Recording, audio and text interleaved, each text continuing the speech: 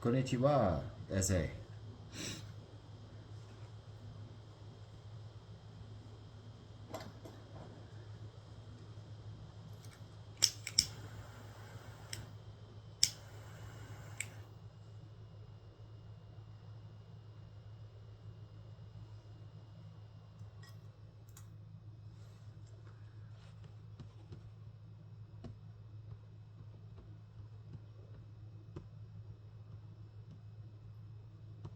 I'm gonna play the milking song.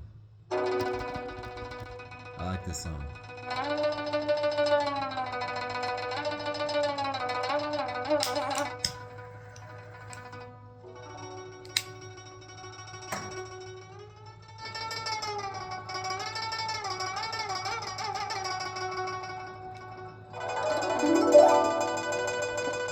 Well, I'm gonna keep this short as far as talking about my deal.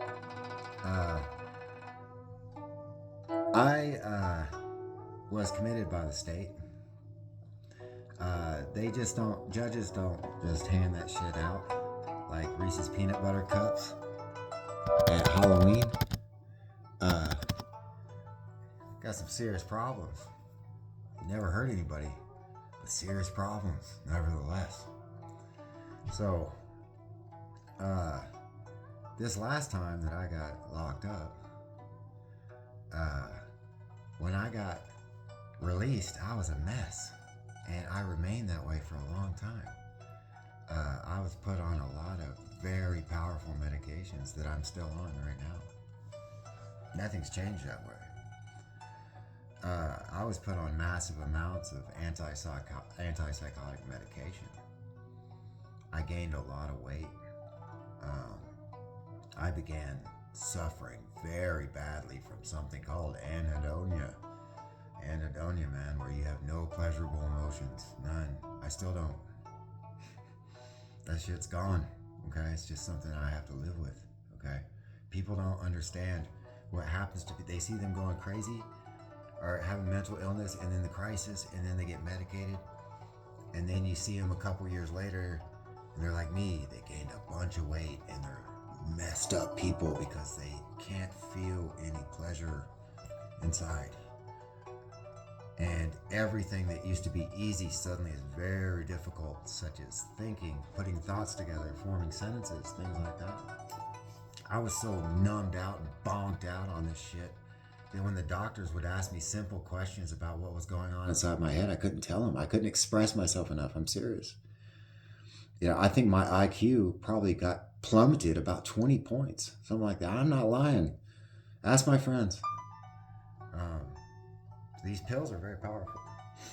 So what I'm saying is that I have my paperwork in order. I guess you could say uh, I've had my fill of mental illness, and I was posed with the mandate that I was either gonna survive and get past this and live, or I wasn't gonna make it.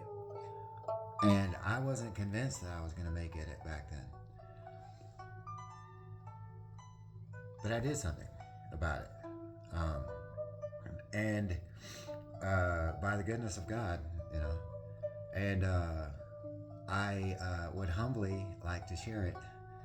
Uh, I realized that in order for me to do this, in order for me to not only survive, because I knew that, well, I used to tell myself, nobody likes a tie. Okay, there's one thing to lose, there's no one thing to win, it's another thing to tie. It's almost more satisfying to lose than it is to tie. You know what I mean? So I thought, I mean, look at the bemused expression on hockey fans when they leave the arena after 3 hours of watching all that, and then they're like, they tied. You know?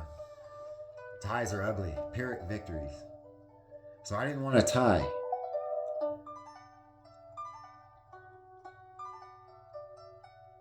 But I knew that in order for me to do this, I had to come to grips with the fact that I didn't have any pleasurable emotions and that I had to deal with that. So I came up with something called sustained equilibrium. and it's a method of remaining in the present moment.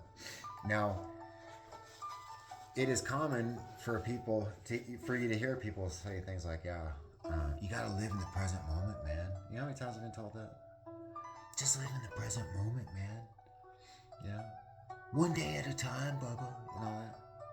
Who does that? How many times have I heard talk show hosts and high school guidance counselors, right, and therapists just live in the present moment? Or heard celebrities say, "I'm just living in the present moment," right? But you get to know them and they're a fucking mess. So they're not living in the present moment. I've never known anybody live in the present moment. Not one person. Systematically. I've been doing it for 2 years. I've been living in the present moment. Moment by moment by moment by moment for the last 2 years. Uh, I won't lie to you. Say that it hasn't been difficult. It has.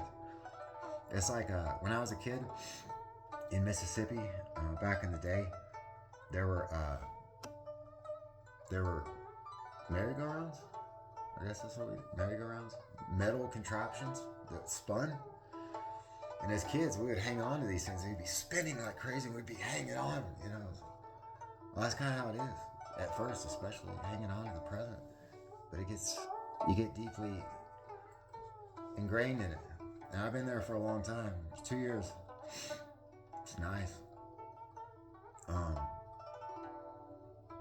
But see, it occurred to me that there had to be a systematic way to do this, because just saying I'm going to live in the present without any kind of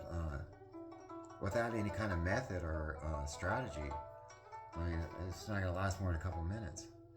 So this lasted a couple years using this strategy, and I'm going to go through it. It's composed of the first three things I'm going to focus on are the three core tenets of sustained equilibrium. The first is systematic forgetting. The second is what I call subjective experience. And the third is equilibrium points. And I'm going to take those and start explaining them. So take it slow.